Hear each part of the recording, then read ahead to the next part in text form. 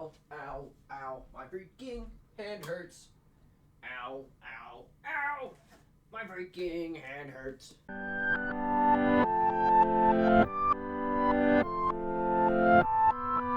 Hello everyone, my name's Stonesy Boy and welcome back to Reading with Stonesy. As you may have heard from the little intro thing, my hand hurts. A lot. I just got done with that JoJo video.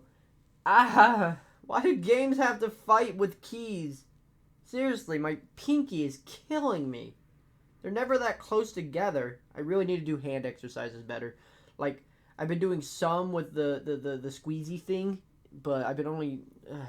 seriously, I'm trying to work on it, man.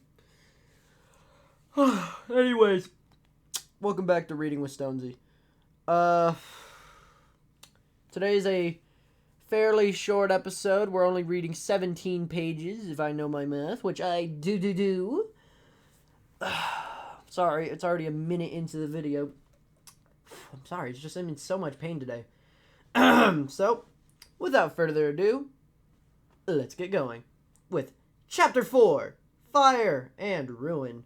A lazy morning interrupted, terrible things. The cat's hiding place discovered. Stax has a question. And then, something happened that's unfortunate, but understandable. Or, at least, I think so. Stax forgot.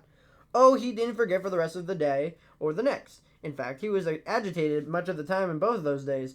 Every stray moment, and Stax, as you've learned, had a lot of stray moments.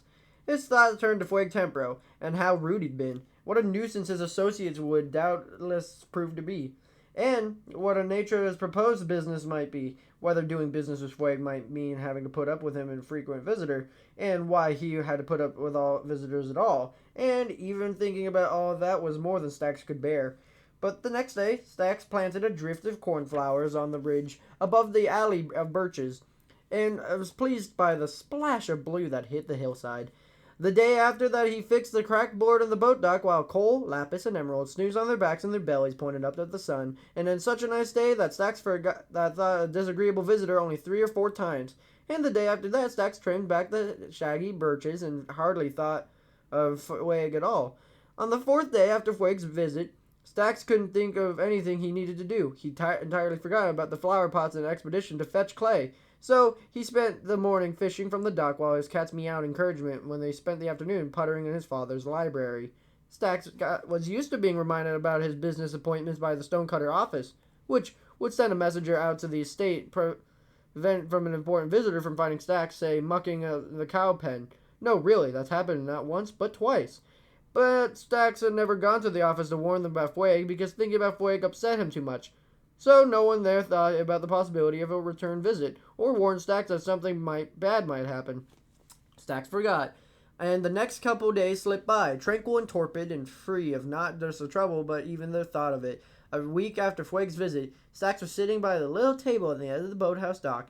He finished his leisurely breakfast, and a smear of honey remaining on his plate, and was skimming optimized mining practices for locating emerald deposit. A book from his father's library that was even more boring than its title might suggest. Coal, Lapis, and Emerald lay in the lazy-ass figures around him, set next to the picked-over bones of fishes. When he saw the first bone in the distance to the south, Stax thought it was the cloud near the horizon. But this cloud kept growing, and pretty soon, Stax saw it was a boat. And that's where there was another boat behind it. More than a dozen, in fact. Why can't that horrible man use the cove like he's supposed to? Stax asked of the sleeping cats, who ignored him, unless a sleepy flick of Emerald's tail counted as an answer. As the boats drew closer, Stax became more uneasy. He could see Fueg standing in the lead boat, his blonde hair shining in the sun. He was pretty sure the man was smiling at an unsettling, predatory smile of his. The other boats were festooned with banners, black and purple, red and gold, green and sickly pink, and filled with rough-looking men and women, the sun flashing on swords and axes. Lapis was the first of the cats to awaken as she hissed and growled low in her throat, her tail held back behind her. "It'll be okay, little kitties," Stax said, getting to his feet. But he heard the doubt in his own voice and realized he no longer believed that. "Move," he told himself. "Go, run." But he couldn't make his feet move. He felt frozen, like he was trapped in a dream where he kept trying to run but found himself stuck in place. The cat shot off the stone stairs when Fueg's boat ground against the side of the slip in the groan of wood. Fueg stepped rambly into the dock as the other boats bumped against the steps. Their occupants leapt out of the shallow water, looking up at the boathouse and laughing. "Stack stonecutters," Fueg said. "So good to see you again. I'd introduce you to my associates, but, well, there's quite a lot of them. And they're going to be very busy, and you'll have time to get acquainted later." "Now, see here," Stacks managed. "This has gone quite too far. I insist that you visit our office. That's the proper way to—" Fueg had been listening silently, with a silent smile on his face. As Stacks lectured him, he picked up optimized mining practices for locating emerald deposits, where it lay on the table, glanced at it, and then tossed it into the sea. "Hey!" Stacks cried out, staring at the book we was bobbing face down as it swells. "That's Father's book. And now it belongs to the deep," Fueg said. "A trophy for pufferfish, maybe. A plaything for dolphins. Who's to say? You have no right. Look at my associates' weapons, Stacks," Fueg said, gleaming iron-sharp arrowheads and shafts and diamond hones to the razor's edge. "Those give the right to do as I please. As long as I'm strong enough, and ultimately, in this world, that's the only right that matters. Ladies and gentlemen, take Mr. Stonecutter in hand and make sure he has a good view." "A good view? What are you going to do?" But Fueg was opening the boathouse door, directing some of the associates inside, while other bandits climbed the stairs to the house. "You're going to rob me?" Stacks demanded. "For starters," Fueg said, and gestured towards several raiders to follow him up the stairs. Two burly men seized Stacks by the wrist and dragged him along behind him. He heard glass shattering and he looked back to see the raider bash his sword through the boathouse's window, while another had brought his axe down on the railing of the dock. "Help! Robbery! Help!" Stacks yelled, but he lived alone, far from his neighbors, so there was no one to hear, no one to help. Fueg didn't even look back, and the raiders just laughed as they hauled him up the steps, forced him inside the house. Fueg's associates had already been to work in the trophy room and the storerooms. The line of raiders passed by Stacks, their arms filled with iron nuggets and diamonds. They ripped down the map in the trophy room and carried it out in pieces, and Stacks saw his grandmother armor departing, one diamond piece at a time. "That a bottleneck here at the door, boss," grumbled a backbeater man. "Too many what's going out while others are going in. So make a bigger door," Fueg said. The man nodded and barked orders. The raiders smashed down the glass walls, leaving the house open on all sides. That freed them to carry out paintings and furniture and tools, like a swarm of furious ants serving their queen. Stacks watched in horror as the raiders worked in pairs outside to chop down the birches and rip out the flower beds, while others broke down the fences, keeping the cows and pigs and sheep penned up. Confused and frightened, the sheep raced in all directions, bumping into one another and bleeping in distress as the raiders laughed and jumped at them to spook them further. "Leave my animals alone," Stacks yelled. "Or you'll do what, little man?" asked the grinning bandit, carrying away the stack of his father's books. "Nothing." There was nothing he could do. Not against such numbers. There was too many of them. They were all heavily armed, and they were veteran warriors, while Stacks had rarely lifted a blade to deal with anything that was in vegetation. He sank to his knees in despair, and destruction raged around him. He was still there, limp with shock, when Fueg arrived half an hour later, whistling cheerfully as he yanked Stacks' grandmother's stone pickaxe off the wall, along with its frame. "Stacks, come with me," he said. "You're not going to want to miss this part." When Stacks said nothing, Fueg ordered two ruffians to drag him back to the back door. Fueg pointed at where a pair of his bandits were standing by the diorite swimming pool, bundles of red explosives in their arms. "Do you know what that is, Stacks?" Fueg asked. "TNT," Stacks said hollowly. "It's used for mining, or rather, it's used by fools who don't care by putting themselves or others in danger. Oh, we'll be careful. Now watch." Fueg nodded, and the two bandits lit arrows, then fired them at the TNT. It ignited, and the detonation knocking both raiders backward. Stacks raised his arm reflectively against the bass. He heard the roar of overstressed stone, and then the bottom of the pool collapsed, sending the water pouring through the reach into the stonecutter mine. "I've just created the overworld's deepest swimming pool," Fueg said. "Wouldn't you say so, Stacks?" That's when Stacks caught the sight of a black shape in the shadow in the now wrecked pool. It was Cole. The explosion had frightened her out of whatever hiding place she found. Stacks forced herself to look away, hoping Fueg hadn't spotted her, but Fueg had seen the black cat, just as she'd seen Lapis and Emerald, who were huddled behind Cole, all of them wide-eyed in fright.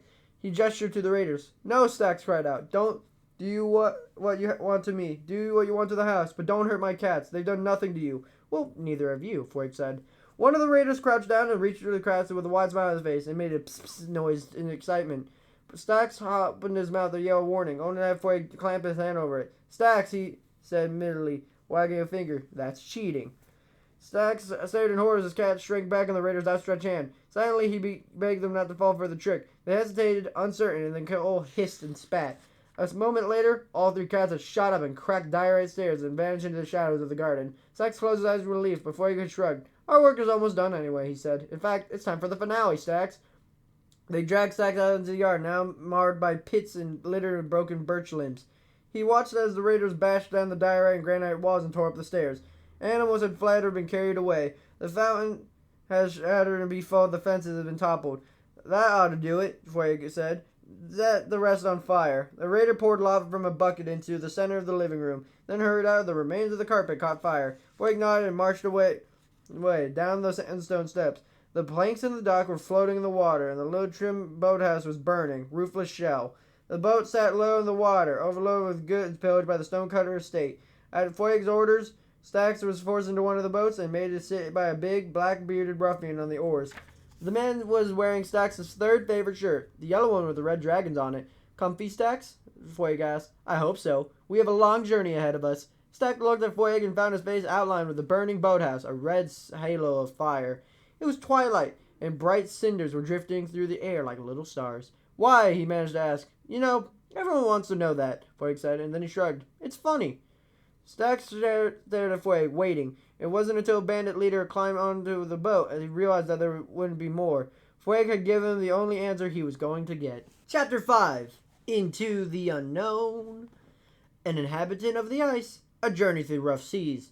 Fueg discussed the world. A night around the campfire. It was quiet on the water, with no sound except the shoosh of oars in the water and the occasional grunt from the raiders and their work. Night fell, and soon the stars were spilled over Stax's head, shimmering constellations slowly wheeling above him. The raiders' path took them between great spikes of ice that rose from the ocean around the stonecutter estate. Stax shivered. It was a warm night, but occasionally drafts of cold air swept down from the ice floes and over the water, looming above them. The ice seemed to glow with its own light, with such a gentle, pale blue. Stax could hear faint creaks and groans in the night around him. At first, he thought it was the raiders, tired after their grim work. But then he realized it was the ice shifting and settling, the equivalent of a sleeper turning over in the effort to find a comfortable position. It's beautiful out here, Stax thought to himself, and I never knew it. If you ever thinking that a strange thought for someone who had been kidnapped and seen his home reduced to ruins, a moment later, Stax had the same reaction. He wondered why he wasn't screaming, or trying to fight the black-bearded raider, or doing something. But everything still felt slightly unreal, like he was dreaming, and the pillars of ice really were beautiful. A moment later, though, something growled in the darkness, a low warning sound that Stax could somehow tell was made by something large and powerful. He peered into the gloom, trying to spot its source, but was confused by the echoes bouncing around the labyrinth of ice slabs. Next to the boat carrying Stax and the black-bearded ruffian was another one, rowed by a smaller, sour-faced man. That be one of them white bears, black-bearded raider grunted at his colleague. Give it space. That noise means it's got young with it. They're vicious things. Tear your head clean off. That's exactly what you all deserved, grumbled Stax, which earned a smack across the face. You dare? Stax spluttered. Oh, I dare, the black-bearded raider said. Give me a reason, fancy boy, and I'll end your adventure right here. Stax shrank away from the raider, who went back in his row and last warning glower. Can't see a thing out here, sour-faced rower complained. We could be right on top of the beast and not even know it. Foolish choice traveling by night. You don't like it? Take it up with the boss. Orders are that we keep moving. The boat slowed. Stax could see pale shapes in the other boats, but they were hard to tell apart from the drifting ice or the mysterious white bears. A part of him hoped that he'd be able to attack. If it came, he could take a grim satisfaction in watching the furious bears sink of boats that tear into the outlaws that destroyed his home. In fact, he realized he could raise a ruckus in hope of drawing the bear's attention, and then he thought to himself bobbing helplessly in the icy water surrounded by bodies and wreckage and having no choice but freezing to death and walking into the predator's teeth and claws. No, Stax decided. He could wait. He would wait and hope for the chance to get away, or get revenge, or do something other than sit like a helpless prisoner. His house, whatever was left of it, was behind him. Just on the other side of the ice field, he would be able to find his way back, and comfort the cats, and find shelter, and then he'd figure out how to track down Fueg and his raiders and make them pay. But he wouldn't be able to do any of that in the frozen in the water or in the bear's stomach. So he told himself to be patient and leaned forward and scanned the gloom of the ice, trying to find the bear. When he did, he drew back in shock and surprise. He couldn't see a bear itself, just a suggestion of great white mass, but a torch held by a raider in another boat was reflected in his eyes, which shone in the darkness ahead of him. The two great lanterns. There, Stax said, his voice urgent, his fingers outstretched. Quiet, you miserable, stupid, the Black-bearded raider began, but then he saw where Stacks was pointing and stopped. Hasty, hushed conversation was made, and the raiders cut to their right, seeking another path through the blocks of ice.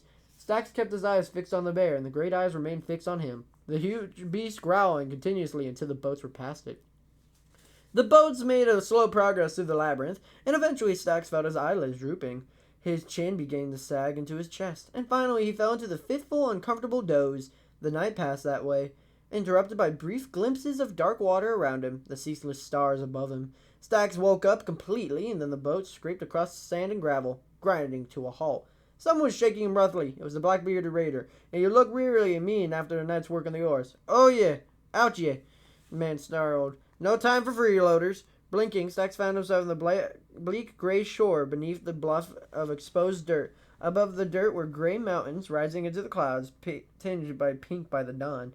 He looked back across the water, hoping to spot the ice field, but saw nothing but the sea, studded with raiders, other boats.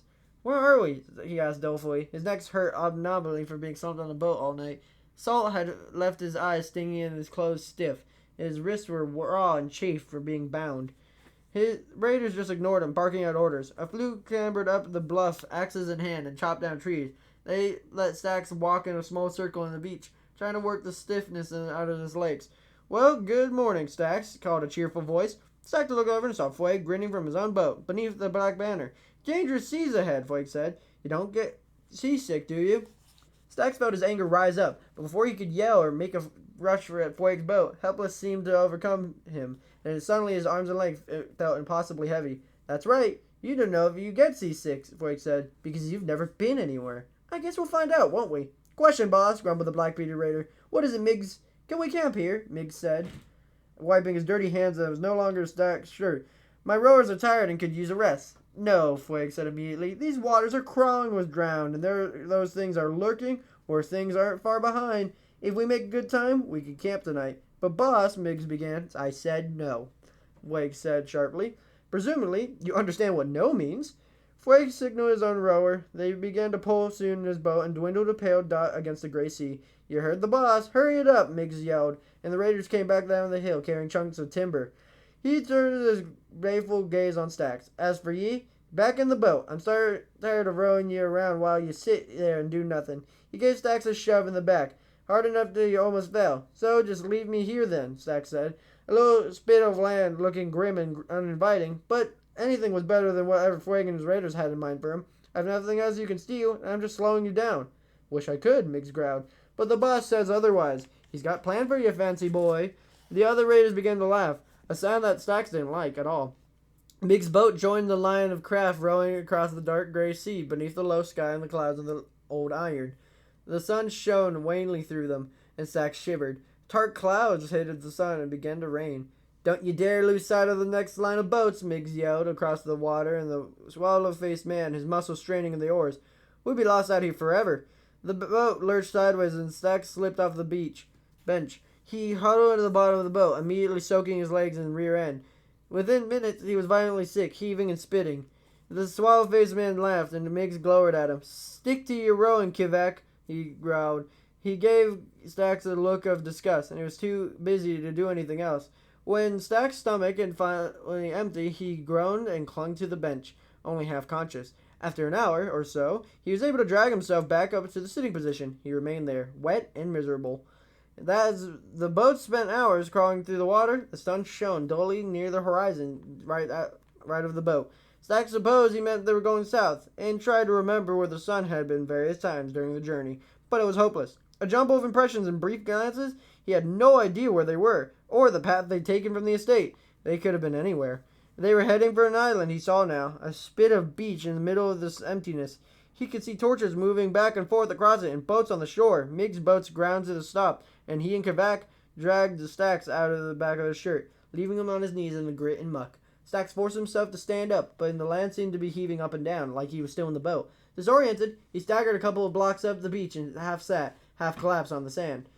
The camp was buzzing with activity, with raiders setting torches out in the ring, building a fire and crafting beds. Wake stood in the center and setting in the sun, throwing an elongated shadow across the beach. "Stacks," he said, with a name made Stacks want to scream. You must be tired. You can't treat an honored guest so poorly, now can we? And before Stacks quite knew what was happening, he'd been dragged to his feet, the ropes around his waist had been cut, and he'd been sitting in front of the campfire on a log. Someone pressed a slice of meat into his hands, burnt and blackened from the fire. He sniffed at it. Pork. The other raiders were tearing into mutton, chicken legs, and beefsteaks, the juice running down their chins. Where they're laughing now, the stress of long ocean patch had temporarily forgotten. Suddenly it occurred to Stacks where the food must have come from, and he thought about flinging his meal into the fire, but his belly rumbled and he stopped himself. He was starving, and there's no point in doing the raiders' cruel work for them. He forced himself to eat, chewing mechanically and staring into the fire, while trying to ignore the crude boasts and insults that passed for conversation among the raiders. Stacks wondered where they had come from. They were human, but they very different terms in skin color, size, and dress. They were a mix of men and women, and ranged from short, weary, and timidly large and muscular. Some had long black beards, while others were bald, with their heads covered with tattoos. All of them carried weapons, from bows slung over shoulders and swords and axes. Some were missing eyes, fingers, and even arms. Quite a merry band, don't you think? Asked Fueg, settling down along next to Stacks. Stacks thought once again asking a raider boss why he'd done what he'd done, but doubted that he'd ever get an answer this time either. And then he thought about ignoring Fueg, but found he couldn't do it. What are you going to do with me? He finally asked, wondering if the raider could answer. You know, I haven't decided, Fueg said when he got his feet. Mr. Stonecutter wants to know what we're going to do to him. Any ideas? Raider laughs. Drown him in the surf, said Meigs. I'm tired of him. Stake him out with for the creepers, suggested the tattooed woman with eye patch. And in the morning, kablamo! We'll see how many pieces he's in. Leave him here, said Kavak. Lovely place. Garden spotted the entire southern sea. It went on like that for a while, each suggestion more barbaric, while Fueg smiled and nodded. Any of those ideas appeal to you? Fueg asked Stacks. When the raiders finally ran out of suggestions. No, Stacks said. Well, yes, actually. Leave me here. Here? Fueg looked around the island. There isn't a tree or even any grass. I don't think you would last very long, Stacks. What do you care if I die? Fueg smiled at the Braddover smile of his. Stacks, if I wanted you dead, it would have been the minute worked back at the house. But no. I don't know why I feel this way, but something tells me you have some purpose, some role left to play in our little drama. Purpose? Role? Haven't you done enough to me? Fueg pursed his lips considering. No, I don't think I have. But hey, what a start, right? A couple days ago, you were just sitting in your house doing nothing, and here you are having a great adventure. You've done more in the last day than your entire life, wouldn't you say? Great adventure? Stacks spurred. You destroyed my house, stole my things, and kidnapped me. That's not an adventure. Well, it is for us, Fueg said. We go where we want and do what we want. You should have tried it all those years you sat in your house on the hill. You're robbers and killers, Stacks said. If everyone did that you've done, no one would live in peace. The world would be an awful place. This is the kind of world you want? Fueg just laughed. But Stacks, that's the world we live in already, he said. If I had my followers douse the fire and those torches, do you know how long we'd survive? Within an hour. Terrible things would come out of the sea and drag us beneath the waves. Or creep out some hole and put your hands around our throats and squeeze the life out of us. And our story would be over. Just like that. He leaned back and gestured to the sky, where the few stars glimmered through the veil of clouds. Look up there, Stacks, Fueg said. Do you think the stars care about you and your house? About me and what I've done? Or what I will do? Will the waves break differently on this miserable bit of sand? Will the sun rise at a different time, by way of protest? Will the rain come down harder? The world doesn't care about any of us, Stacks. The mightiest person and the monumentary nuisance compared with what you see up there. So yes, Stacks, do what you want. It's the only way we'll ever matter. Stacks just shook his head. You're a monster. We're all monsters. The difference is some admit it. And now just some sleep, dear boy. We'll be setting off at dawn, so you need your rest. Fueg barked an order, and a moment later, one of the raiders set a bed down on the sand. Stacks looked at it in disbelief, but Fueg just bowed and grinned as they strode away from the fire. Stacks poked the wooden mattress reluctantly, figuring one of the raiders might put some type of vile creature inside it as a mockery prank. But it was just a mattress, stuffed with wool that was a little stiffened by salt and begrimed with sand, but reasonably soft and comfortable despite its rough handling. He climbed into the bed and stared up at the cold stars. Maybe the stars don't care about what happens down here, but I do. Decent people do. Fueg is wrong. Wrong and selfish and evil and cruel, Stacks might have added. Not finding some awful surprise in the bed made Stacks even more convinced that it was some trick. A torment of fuegs concocted to amuse him, and the rest of this foul band. Stax resolved to stay awake, but he couldn't be caught unawares. But it was warm by the fire, and his bed was comfortable. And so, despite his best efforts, within a few seconds, he was asleep. Okay. Well, my hand still hurts. But hey, we made record time with the reading today. About 25 minutes, if that. Maybe 24. I don't know yet. But yeah, that was pretty nice. Pretty nice reading. And plus, there was a lot of good things said in here for a good title of today's episode. And yes, that's how actually I get the titles. So yesterday's title was... Oh, I forgot. But still, I got that from one of the earlier chapters and so on and so forth. So, tomorrow we're reading 47 to 62. Which is... Again, that's only 14 pages. But, or not 14. That's only, how many pages is that? Hold on a second. Why is that math not adding up to me? If you add 3, you get 50. If you get 2, you get 52. So 15. I don't know why that one wasn't adding up for me. That was weird. My brain did a stupid. But yep, that's what we're reading next time. Anyways. Hope you guys have a super fantastic, wonderful day. Be polite, be efficient. Make sure to like, comment, and subscribe. And I'll see you guys next time for another bizarre adventure. Bye-bye.